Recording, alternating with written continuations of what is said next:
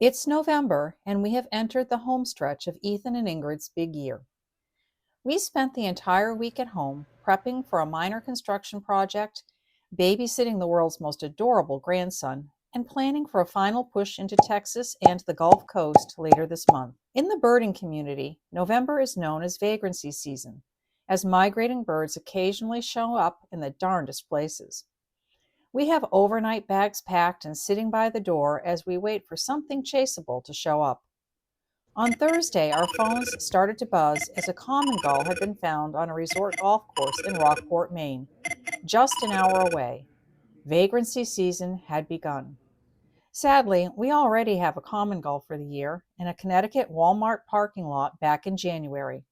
So we thanked each of our callers and went about our chores. The common gull used to be called the mew gull, with populations found in Europe, Siberia, Alaska, and the North American West Coast. Then in 2021, the mew gull was split into the aforementioned common gull and the short-billed gull. Common gull sightings in Maine are very rare, with confirmed sightings in 2000, 2022, and this past January. The latter was seen by our friend Rich Garrigus, who had the foresight to photograph the bird before it disappeared. I had plans to spend time with our grandson, and Ethan really wanted a common gull for his Maine list. So, for one of the rare times this year, Ethan and I went in different directions. He went north and I went south. Ethan spent more than an hour and a half walking the Samoset Resort golf course, now closed for the season, which was covered with hundreds of gulls. He would approach a flock and go through the birds one at a time, quickly eliminating the large great black-backed and herring gulls, and then going through smaller ring-billed gulls, hoping to find a single bird with a distinctive bill and subtly darker mantle. After failing miserably, he went back to the car, grabbed his spotting scope, and planned to scan through a flock of ringbills hanging out by a large pond. He set up the scope, casually pointed it at the flock, looked in the eyepiece, and there was the common gull.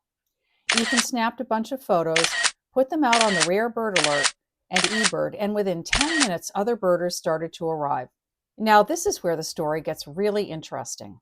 Doug Hitchcox, Maine Audubon's staff naturalist and an expert on birding in Maine, noticed something different between the photos of the bird taken on Thursday and the one Ethan and others took on Friday.